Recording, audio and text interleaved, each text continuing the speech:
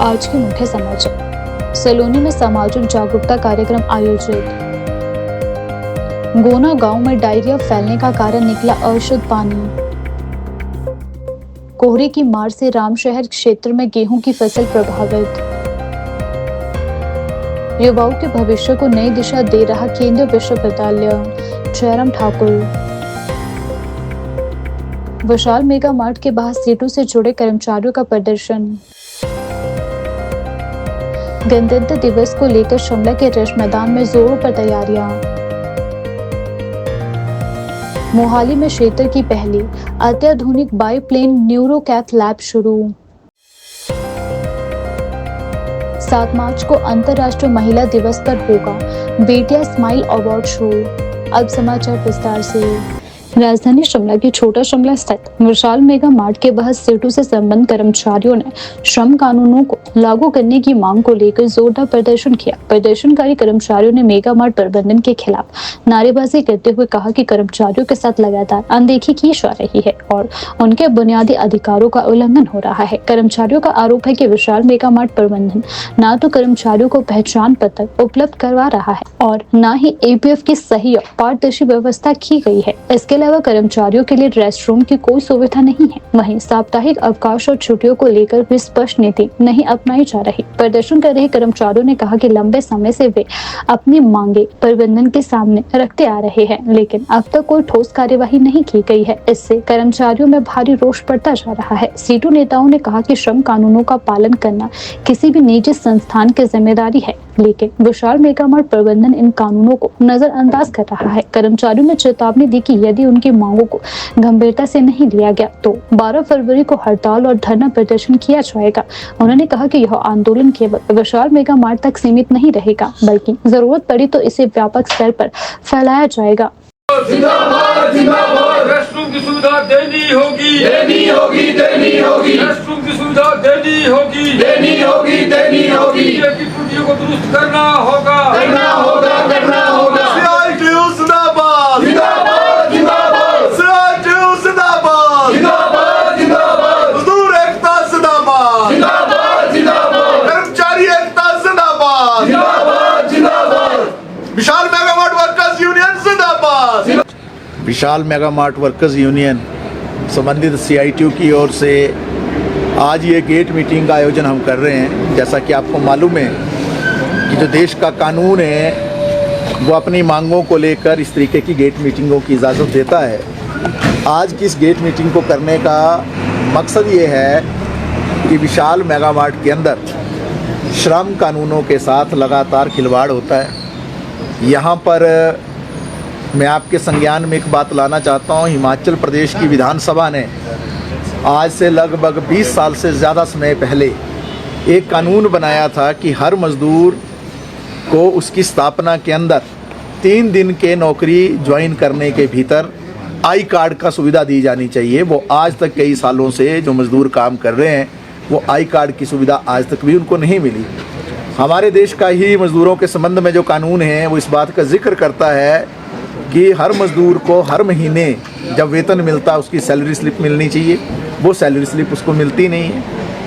हमारे देश के अंदर 1942 के बाद विशेष तौर पर भारतीय श्रम सम्मेलन में डॉक्टर भीमराव अंबेडकर के प्रयासों से और बाद में यूनियन के प्रयासों से भी जो छुट्टियों का प्रावधान हुआ, जो तरह तरह की छुट्टियां हैं, चाहे वो अर्न लीव है, कैजुअल लीव है, मेडिकल लीव है, नेशनल हॉलीडेज़ हैं, फेस्टिवल हॉलीडेज़ हैं, जिस रूप में वो मिलने चाहिए वो हॉलीडेज़ मिलते नहीं हैं। और व्यवस्था ये है कि नेशनल हॉलीडेज़ जिस दिन होते हैं असल में 3 जो पूरे देश के अंदर, उन दिनों पर काम नहीं करवाया जा सकता है मज़दूर से। उस दिन छुट्टी होती है, लेकिन उस दिन भी काम करवाते हैं।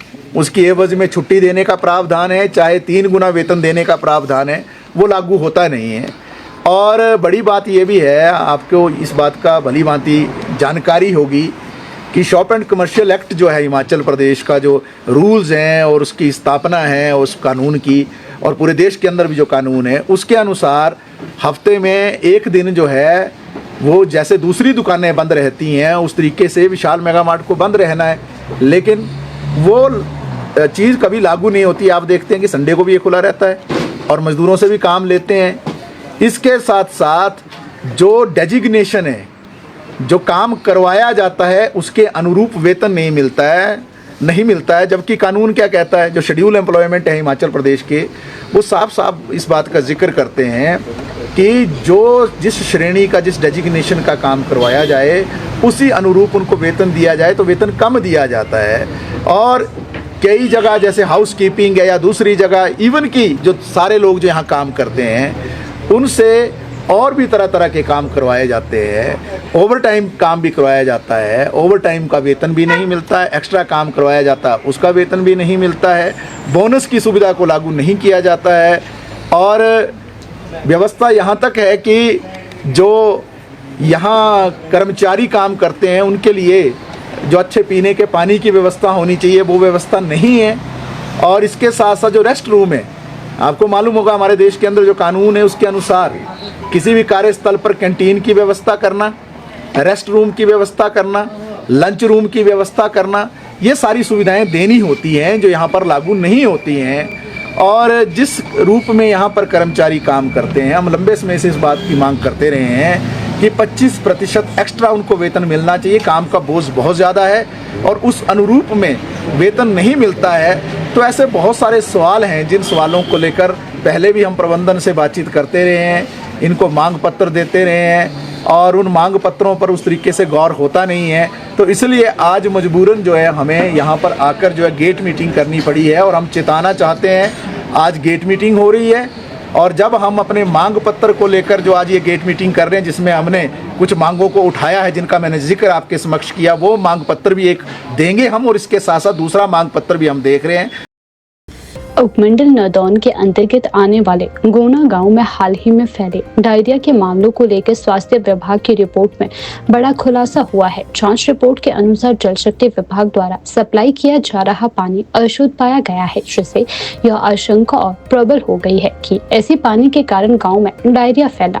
गौरतलब है कि गोना गांव में एक साथ कई घरों के लोग उल्टी और दस्त से पीड़ित पाए गए। बीते दिनों गांव में करीब 15 लोगों में उल्टी दस्त के लक्षण सामने आए, जिसके बाद स्वास्थ्य विभाग और जल शक्ति विभाग हरकत में आए। जानकारी के अनुसार जल शक्ति विभाग की लैब में जांच किए गए पानी के सैंपलों की रिपोर्ट पहले संतोषजनक आई थी और उन्हें नेगेटिव बताया गया था। वहीं स्वास्थ्य विभाग की ओर से नल के पानी के कुल 5 सैंपल लेकर जांच के लिए मेडिकल कॉलेज हमीरपुर भेजे गए थे। मेडिकल कॉलेज से आई रिपोर्ट ने पूरे मामले को गंभीर बना दिया। मेडिकल कॉलेज हमीरपुर की रिपोर्ट के अनुसार 5 में से 3 सैंपलों में पानी की शुद्धता संदेहजनक पाई गई है, जबकि 2 सैंपलों की रिपोर्ट संतोषजनक बताई गई है। इस खुलासे के बाद स्वास्थ्य विभाग ने पूरे खंड में पानी की गुणवत्ता की व्यापक जाँच कराने के निर्देश दिए। स्वास्थ्य विभाग के अनुसार अब पूरे नौदौन खंड से पानी के रैंडम सैंपल लिए जाएंगे।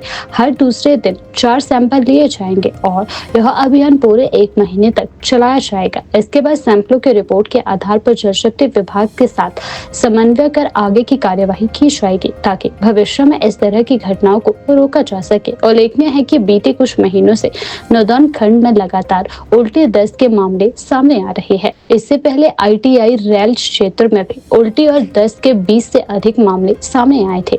इसके बाद गोना गाँव में फैले डायरिया के मामलों ने जल शक्ति विभाग द्वारा उपलब्ध करवाई जा रही पेयजल की शुद्धता पर गंभीर सवाल खड़े कर दिए हैं। स्वास्थ्य विभाग के अधिकारियों का कहना है कि पेयजल की गुणवत्ता खराब होने से इस तरह की बीमारियों के फैलने का खतरा बढ़ जाता है। ऐसे में लोगों से अपील की गई है कि जब तक जांच पूरी नहीं हो जाती, तब तक पानी को उबाल कर ही इस्तेमाल करें और साफ सफाई का विशेष ध्यान रखें।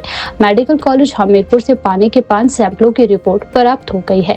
इसमें से 3 सैंपलों में पानी की शुद्धता संदेहजनक पाई गई है, जबकि 2 सैंपल संतोषजनक है। पूरे खंड में पानी के रैंडम सैंपल लिए जा रहे हैं और 1 महीने तक यह अभियान चलाया जाएगा। फिलहाल स्वास्थ्य विभाग स्थिति पर नजर बनाए हुए है और पानी की गुणवत्ता सुधारने के लिए संबंधित विभागों के साथ समन्वय कर आवश्यक कदम उठाने की तैयारी भी की जा रही है।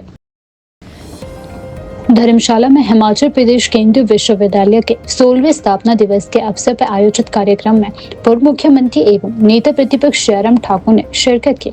इस मौके पर उन्होंने विश्वविद्यालय को प्रदेश की शैक्षणिक पहचान बताते हुए कहा कि केंद्रीय विश्वविद्यालय हिमाचल प्रदेश उच्च शिक्षा के क्षेत्र में तेजी से आगे बढ़ रहा है और युवाओं के भविष्य को नई दिशा दे रहा है। जयराम ठाकुर ने कहा कि केंद्रीय विश्वविद्यालय की स्थापना का उद्देश्य हिमाचल के छात्रों को गुणवत्तापूर्ण उच्च शिक्षा उपलब्ध कराना था और आज 16 वर्षों में विश्वविद्यालय ने शिक्षा, शोध और नवाचार के क्षेत्र में उल्लेखनीय उपलब्धियां हासिल की हैं। उन्होंने कहा कि पहाड़ी राज्यों के छात्रों के लिए यह संस्थान एक मजबूत शैक्षणिक मंच बनकर उभरा है। नेता प्रतिपक्ष ने विद्यार्थियों से आह्वान किया कि वे शिक्षा के साथ साथ समाज और राष्ट्र निर्माण में भी सक्रिय भूमिका निभाए। उन्होंने कहा कि आज का युवा ही कल का नेतृत्व है, इसीलिए पढ़ाई के साथ नैतिक मूल्यों, अनुशासन और सामाजिक जिम्मेदारियों को अपनाना बेहद जरूरी है। मैं बहुत बहुत बधाई देता हूं आज के इस अवसर पर, जहां केंद्रीय विश्वविद्यालय के 16 वर्ष का अपना सफ़र, अपनी यात्रा को पूर्ण करने के लिए, और निश्चित रूप से हम हिमाचल वासियों के लिए ये सौभाग्य की बात है, बहुत बड़ी खुशी की बात है कि 16 वर्ष की इस यात्रा में केंद्रीय विश्वविद्यालय ने अलग अलग अपने, ख़ास तौर से जो हमारे यहाँ के जो स्टूडेंट्स हैं, स्टूडेंट्स के साथ साथ हमारे टीचर्स के सहयोग से इस यात्रा में जो पायदान हासिल किए हैं वो प्रशंसनीय है। मैं सभी टीचर कम्युनिटी को भी बहुत बहुत बधाई देता हूँ, शुभकामनाएं देता हूँ।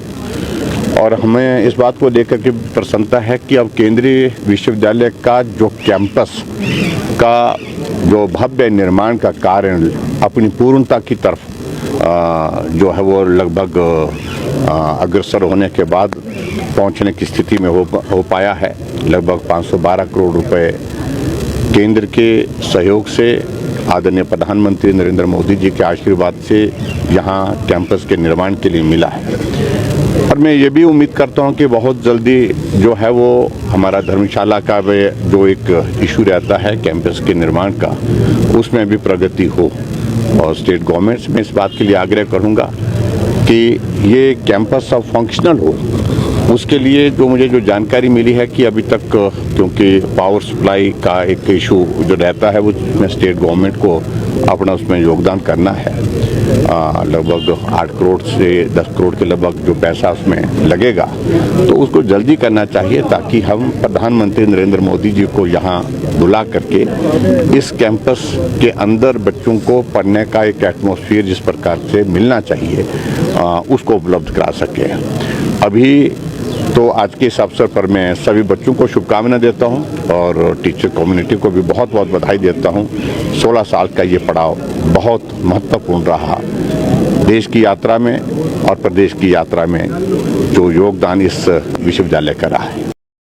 सोलन, रामशहर और इसके आसपास के ग्रामीण क्षेत्रों में इस बार मौसम किसानों के लिए भारी परेशानी का कारण बनता जा रहा है। बीते कई दिनों से लगातार पड़ रहे घने कोहरे ने गेहूं की फसल पर सीधा असर डाल दिया है। खेतों में लहराने वाली फसल अब पीली पड़ने लगी है, जिससे किसानों के माथे पर चिंता की लकीरें साफ दिखाई देने लगी। क्षेत्र के किसानों का कहना है कि कोहरे के कारण धूप नहीं मिल पा रही है, जिससे फसल का विकास रुक गया है। वहीं लंबे समय से बारिश न होने के कारण मिट्टी में नमी की भारी कमी हो गई है। गेहूं की फसल के लिए इस समय हल्की से मध्यम बारिश बेहद जरूरी होती है, लेकिन मौसम की बेरुखी ने किसानों की मेहनत पर पानी फेरने का कार्य कर दिया है। रामशहर क्षेत्र सहित आसपास के लगभग 25 पंचायतों के किसानों ने कई हेक्टेयर भूमि में गेहूं की बिजाई की थी। किसानों को उम्मीद है कि इस वर्ष अच्छी पैदावार होगी, लेकिन लगातार कोहरे और बारिश के अभाव ने इन उम्मीदों को झटका दे दिया। अब किसानों को आशंका है कि यदि यही हालात बने रहे तो फसल की पैदावार में भारी गिरावट आएगी और कई स्थानों पर पूरी फसल बर्बाद भी हो सकती है। रामशहर, नेर, बेहड़ी, छियाछी, डोली, चमदार, दिग्गल, गुनाहा, मतूली, साई और बेला सहित आसपास के गांव के किसान इस समय संकट से जूझ रहे हैं। इन क्षेत्रों में अधिकतर किसान खेती पर ही निर्भर है और गेहूं उनकी मुख्य रबी फसल है। ऐसे में फसल खराब होने का सीधा असर उनकी आर्थिक स्थिति पर पड़ना तय माना जा रहा है। किसानों के अनुसार खेतों में गेहूं की बालियां ठीक से विकसित नहीं हो पा रही है और पौधों का रंग पीला पड़ना शुरू हो गया है। यह संकेत फसल के कमजोर होने का है। किसानों का कहना है कि यदि जल्द बारिश नहीं हुई या मौसम में सुधार नहीं आया तो नुकसान की भरपाई करना उनके लिए बेहद मुश्किल हो जाएगा। वार्ड पंच रामशहर राकेश शर्मा, नंबरदार राजकुमार शर्मा, बाबूराम और लेखराम ने भी क्षेत्र की स्थिति पर चिंता जताई। उनका कहना है कि लगातार कोहरे और सूखे मौसम के कारण किसानों की फसल लगभग खराब हो चुकी है। उन्होंने कहा कि किसान पहले ही महंगाई और बढ़ती लागत से जूझ रहे हैं। ऐसे में फसल खराब होना उनके लिए दोहरी मार साबित हो रहा है। प्रभावित किसानों और स्थानीय जनप्रतिनिधियों ने सरकार से मांग की है कि क्षेत्र में फसल नुकसान का शीघ्र सर्वे करवाया जाए और प्रभावित किसानों को उचित मुआवजा प्रदान किया जाए। उनका कहना है कि अगर समय रहते सरकार ने राहत नहीं दी तो कई किसान आर्थिक संकट में फंस सकते हैं। किसानों ने यह भी आग्रह किया कि भविष्य में इस तरह की प्राकृतिक आपदाओं से निपटने के लिए वैकल्पिक योजनाएं और सिंचाई सुविधाएं विकसित कराई जाए ताकि मौसम की मार से खेती को कुछ हद तक सुरक्षित किया जा सके।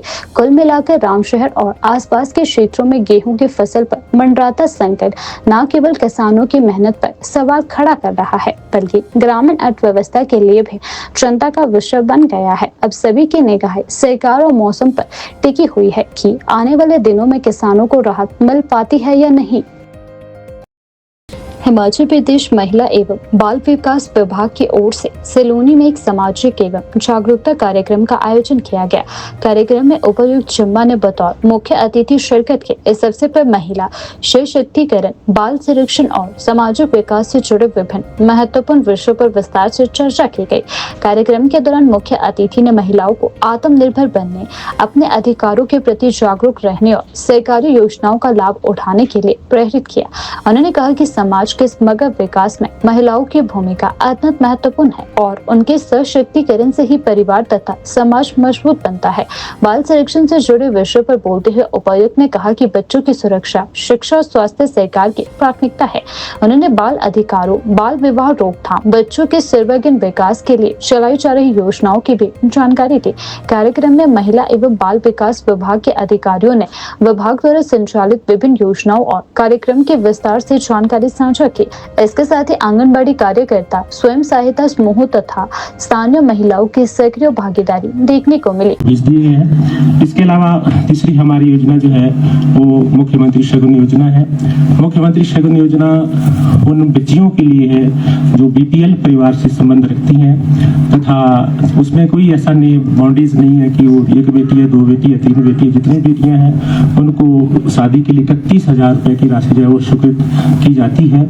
उसमें 18 साल की बेटी और 21 साल का लड़का चाहिए और आई इनकम क्राइटेरिया में कोई नहीं है। उसमें केवल बीपीएल का जो सर्टिफिकेट है वही इसमें पात्रता रखता है, वही इसके लिए काफ़ी है।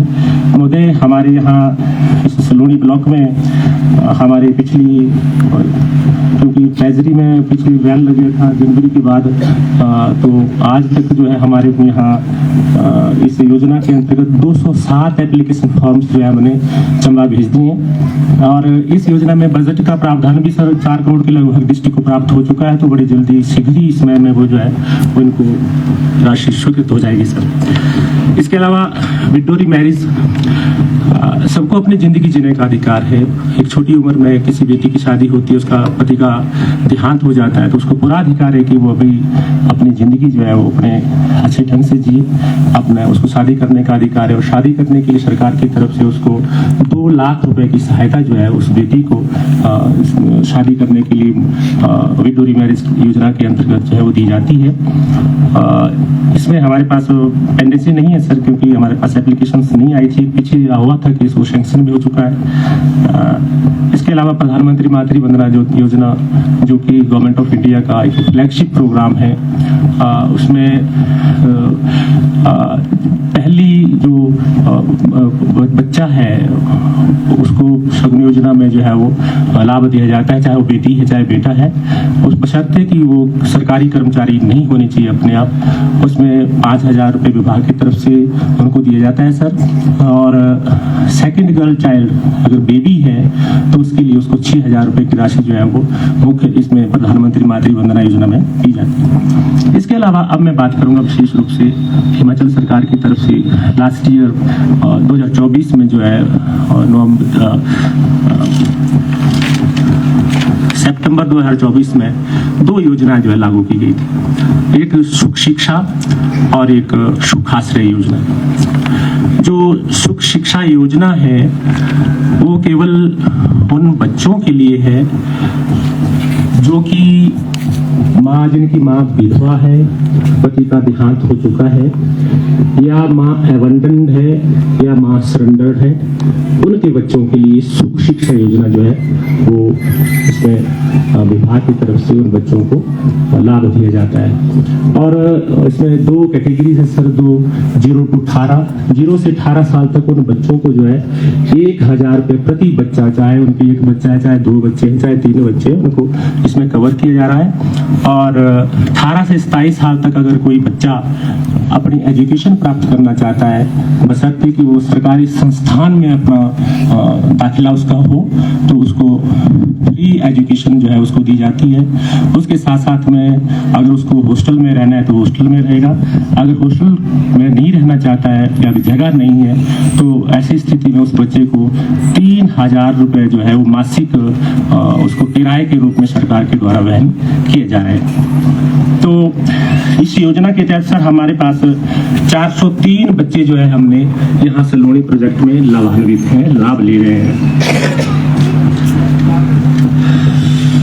इसके अलावा अगली मुख्यमंत्री सुख आश्रय योजना। मुख्यमंत्री सुख आश्रय योजना जो है उन बच्चों के लिए है जिनके माता का और पिता दोनों का देहांत हो चुका है। उन बच्चों के लिए सुख आश्रय की जो है योजना है, इसमें बहुत सारी कंपोनेंट हैं। इसमें सिक्योरिटी पेंशन भी है, उन बच्चों को 4000 रुपए जो है वो मासिक सिक्योरिटी पेंशन के रूप में जो दिया जाता है। इसके अलावा हाउस कंस्ट्रक्शन, अगर उन बच्चों को घर बनाना है तो घर बनाने के लिए 3 लाख रुपए की राशि जो है वो उनको स्वीकृत होती है। इसके अलावा उन बच्चों की शादी के लिए मैरिज ग्रांट 2 लाख रुपए जो है वो उनकी शादी के लिए उनको स्वीकृत होता है।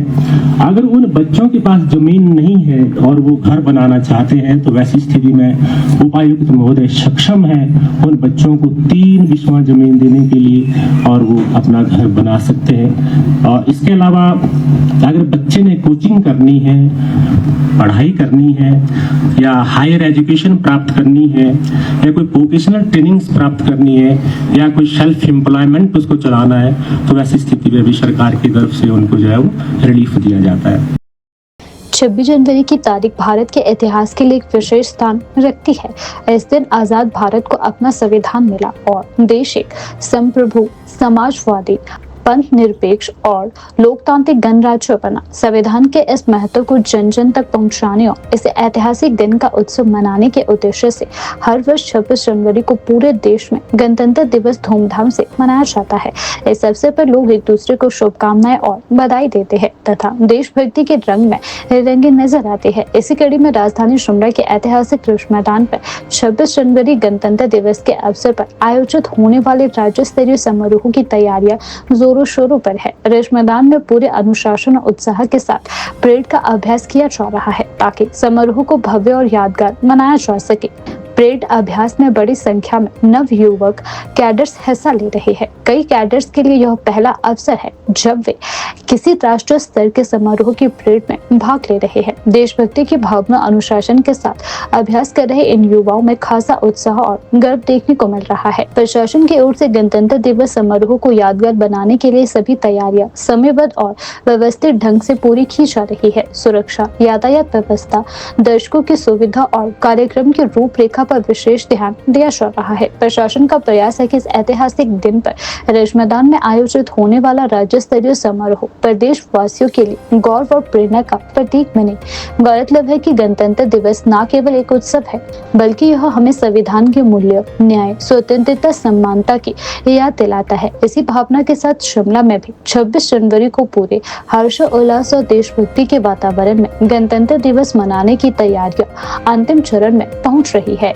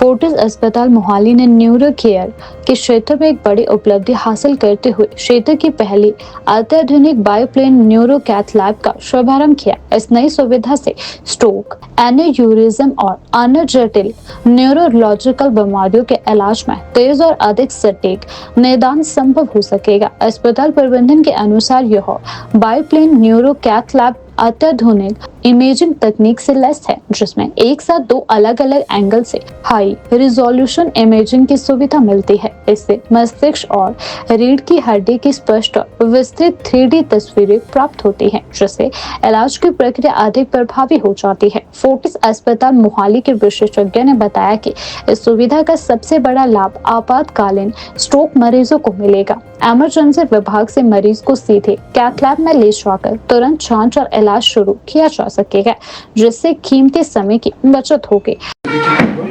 ऐसे स्ट्रोक में भी, स्ट्रोक का मतलब है कि ब्रेन की ब्लड सप्लाई बंद हो गई या कम हो गई और ब्रेन के सेल्स डेड होने स्टार्ट हो गए, खत्म होने स्टार्ट हो गए। तो अगर उसको जल्दी नहीं मिलेगा तो ब्रेन को ट्रीटमेंट के बावजूद भी सेव नहीं होगा या बहुत एक्सट्रीम केसेस में जान भी जा सकती है।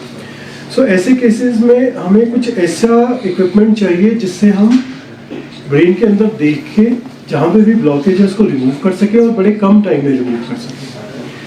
सो जब भी कोई स्ट्रोक का पेशेंट हॉस्पिटल में आता है, जनरली किसी भी हॉस्पिटल में, अगर जैसे शिमला की बात करें, अगर IGMC जाएगा या PGI की बात करूँ, सो किसी भी हॉस्पिटल में जाएगा तो पहले इमरजेंसी में जाएगा। इमरजेंसी में कोई लोग डॉक्टर्स उसको देखेंगे, सस्पेक्ट करेंगे कि स्ट्रोक है, उसको बाद CT या MRI करने जाएगा, दिमाग का स्कैन करके अंदर से देखेंगे क्या है। अगर लगता है कि क्लॉट है तो क्लॉट निकालने के लिए फिर वो कैथ लैब में जाएगा, कैथ लैब में क्लॉट निकालेंगे और उसके बाद फिर वो ICU में जाएगा। तो नॉर्मली ये सारे स्टेप्स हर एक हॉस्पिटल में होते हैं। लेकिन इस सारे केस में 2 से 3 घंटे या 4 घंटे, कभी कभी 5-6 घंटे भी लगते हैं कि CT स्कैन के लिए कहीं बाहर चला गया या MRI की रिपोर्ट आने में बहुत डिले हो गई। तो हम चाहते हैं कि जितना कम टाइम हो पेशेंट के हॉस्पिटल आने और ट्रीटमेंट होने के बीच में, उतना पेशेंट के लिए बेहतर है। सो उसके लिए फोर्टिस हॉस्पिटल ने लेट लास्ट ईयर एक मशीन लगाई जिसे हम बाईप्लेन न्यूरो कैथ लैब बोलते हैं। एक उसका छोटा सा एक वीडियो है, एक बार आप ये देखें, फिर ये क्या चीज़ है मैं अब बात करूँगा।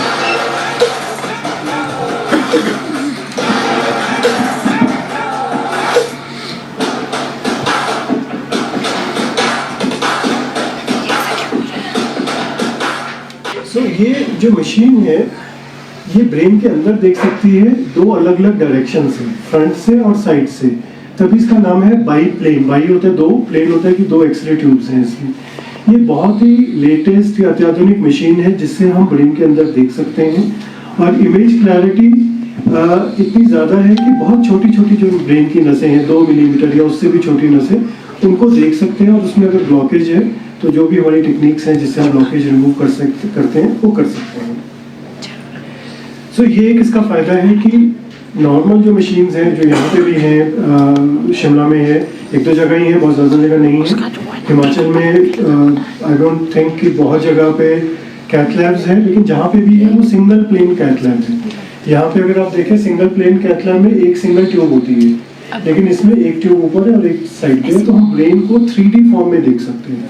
और ये आप सब लोग समझते हैं कि कोई भी चीज़ अगर हम 3D में देखते हैं तो क्लैरिटी बहुत ज़्यादा मिलती है। जैसे मूवीज़ देखते हैं, आजकल 3D मूवीज़ बनती है, तो जो नॉर्मल मूवी देखते हो वर्सेस 3D देखते हो तो 3D में ज़्यादा अच्छे से दिखता है। सो वो हम ब्रेन के अंदर अब देख सकते हैं।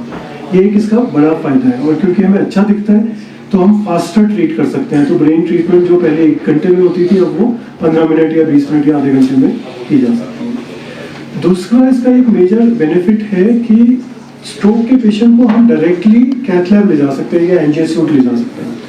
इसमें जो एक स्टेप है कि सीटी स्कैन करना पड़ता है, बीच में एमआरआई करनी पड़ती है, वो हटा सकते हैं। क्यों हटा सकते हैं?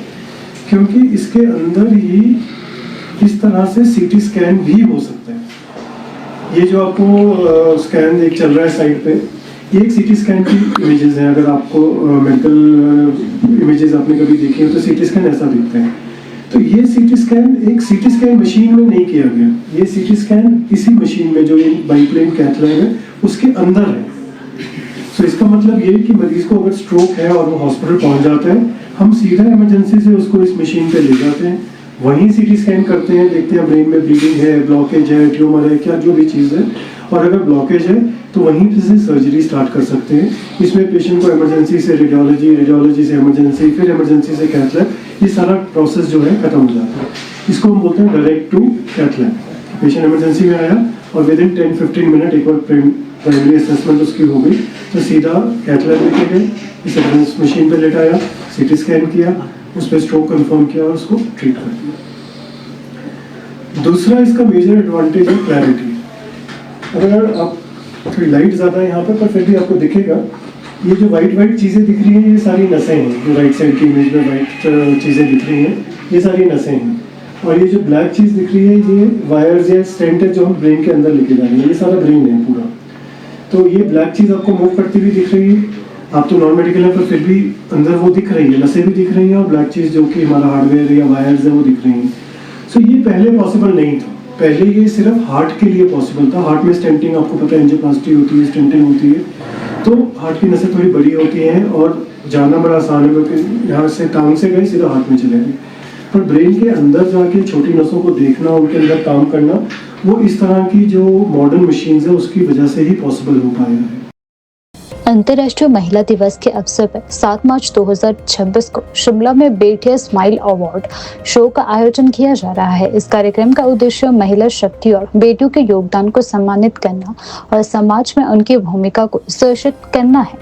इस बारे में जानकारी देते हुए हिमाचल एकता मंच के राष्ट्रीय अध्यक्ष देवलाल भारद्वाज ने बताया कि इस बार कार्यक्रम के लिए महिला शक्ति और बेटियों के नामांकन आमंत्रित किए जा रहे हैं। जिला शिमला में आयोजित होने वाले इस अवार्ड शो में करीब 300 महिलाओं को सम्मानित करने का लक्ष्य रखा गया है, जिन्होंने समाज, शिक्षा, स्वास्थ्य, सामाजिक सेवा और अन्य क्षेत्रों में उल्लेखनीय योगदान दिया है। देवलाल भारद्वाज ने बताया कि हिमाचल एकता मंच लंबे समय से सामाजिक सेवा के क्षेत्र में सक्रिय है। मंच का मुख्य उद्देश्य गरीब परिवारों, जरूरतमंद बच्चों और बीमार लोगों की मदद करना है। इसके अलावा मंच आगजनी पीड़ितों की सहायता, गरीब बेटियों की शादी में सहयोग, रक्तदान शिविरों का आयोजन और वन संरक्षण जैसे सामाजिक कार्यों में लगातार योगदान दे रहा है। उन्होंने बताया कि बेटियां स्माइल अवार्ड शो के माध्यम से उन महिलाओं और बेटियों को मंच प्रदान किया जाएगा जो समाज में सकारात्मक बदलाव की मिसाल बन रही है। कार्यक्रम के जरिए न केवल महिला सशक्तिकरण को बढ़ावा दिया जाएगा बल्कि समाज में बेटियों के प्रति सम्मान और जागरूकता को भी मजबूत किया जाएगा। आयोजन के अनुसार इस कार्यक्रम को भव्य और प्रेरणादायक बनाने के लिए तैयारियां शुरू कर दी गई है और विभिन्न वर्गों से महिलाओं को इसमें शामिल करने के लिए आमंत्रित भी किया जा रहा है। मार्च को यहाँ पे हिमाचल के जो राजधानी शिमला है, हम यहाँ पे महिलाओं के लिए, हमारी बेटियों के लिए एक राष्ट्रीय स्तर का अवार्ड शो यहाँ पे करने जा रहे हैं, जिसका टाइटल है बेटियां स्माइल अवार्ड। ये उन महिलाओं को दिया जा रहा है जो अपने अपने क्षेत्र में उत्कृष्ट कार्य जो करते हैं, उन सभी को हम इस मान सम्मान से सम्मानित कर रहे हैं, ताकि जो हमारी और जो महिलाएं हैं, जो हमारी माताएं हैं, जो हमारी बहनें हैं, वो भी मोटिवेट हो और आगे कुछ करने की चाह रखें। बिल्कुल, हमारा जो आज आप लोगों के साथ बातचीत करने का मुख्य मुद्दा यही है, मुख्य विषय यही था कि हम ज़्यादा से ज़्यादा अपनी माताओं बहनों तक पहुँचे, ताकि जिनके अंदर हुनर तो है परंतु वो बाहर नहीं निकल पाती है। किसी के पास टैलेंट है, वो करना चाहती है परंतु उसको वो फील्ड नहीं मिल पा रही है, वो मंच नहीं मिल पा रहा है, तो उसके लिए हम तैयार हैं। अगर जिसके पास इस तरह के टैलेंट है, हुनर है, या कोई ऐसी महिला है जिन्होंने अपने जीवन में बहुत अच्छे कार्य किए हैं परंतु आज तक उन्हें सम्मान नहीं मिला है, ऐसी बहुत सारी महिलाएं हैं। क्योंकि मुझे 12-13 साल हो गई पूरे हिमाचल में कार्यक्रम करते हुए, तो हमने हर राज्य में, हर जिला में, हर ब्लॉक में, हर पंचायत में जाकर ये सारी चीज़ें देखी कि बहुत सारी ऐसी महिलाएं जो हमारे अंतर्राष्ट्रीय लेवल पर खेल के आई हुई है। बहुत सारी ऐसी खिलाड़ी है, महिलाएं हमारी बहनें हैं, परंतु उन्हें सरकार तो छोड़ो, सामाजिक संस्थाएं तो छोड़ो, किसी ने भी सम्मानित नहीं किया है। तो उन महिलाओं को भी, उन बच्चियों को भी हिमाचल एकता मंच की तरफ से हमें सम्मानित करने का सौभाग्य मिला है। तो मैं चाहता हूँ कि इस कार्यक्रम में भी ऐसी महिलाएं कहीं हैं तो वो आए। हमारे पास जो है हमारे जो प्रदेश कार्यालय भी हैं, परंतु अगर आजकल बिल्कुल ईजी है सोशल मीडिया के माध्यम से, आप जो है फेसबुक पेज पे जाइए, फेसबुक आईडी पे जाइए, यूट्यूब चैनल पे जाइए, इंस्टा पे जाइए, कहीं भी जाएंगे या गूगल पे सर्च भी करेंगे हिमाचल एकता मंच, तो वहाँ पे पूरा डाटा आपको निकल जाएगा। इसमें फ़ोन नंबर भी हमारा रहेंगे, सारी चीज़ें हैं, आप कॉन्टैक्ट कर सकते हैं। और इस कार्यक्रम में हमारे जो सांसद है शिमला क्षेत्र के सुरेश कश्यप जी, उनको मुख्य अतिथि के तौर पर हम जो निमंत्रण कर रहे हैं।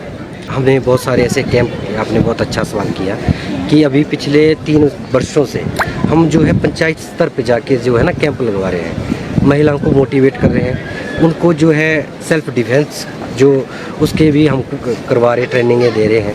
बहुत सारी ऐसे क्षेत्र है, जैसे जो गाँव के ऐसे दुर्गम क्षेत्र हैं हमारे हिमाचल के, वहाँ पे बहुत टफ है महिलाओं को। वो बोलती है कि हमें काम पे, हमें सुबह दिहाड़ी पे जाना है, शाम को दिहाड़ी कमानी है, परंतु उनकी अपनी सुरक्षा कितनी है उसके लिए उन्हें कोई जानकारी नहीं है। तो हमने ऐसे क्षेत्र भी हमने बहुत सारे कवर किए हैं कि हम वहाँ जाके भी ऐसी महिलाओं को ये ट्रेनिंग दे रहे हैं और बहुत सारी ऐसी चीज़ें कर रहे हैं, ताकि और इस ट्रेनिंग के साथ साथ हम एक चीज़ और दे रहे हैं, जो महिलाएं घर में रहती है उन्हें हम जो है छोटे छोटे रोज़गार भी दे रहे हैं, जैसे अचार बना रहे हैं, जैम बना रहे हैं, कोई स्वेटर कर रही है, कोई जुराबें बना रही है। तो उससे क्या होता है कि हम जो है उनको मटेरियल दे देते हैं, वो तैयार करें, जो वो तैयार करेगी उसका मेहनताना उनको दे देते हैं।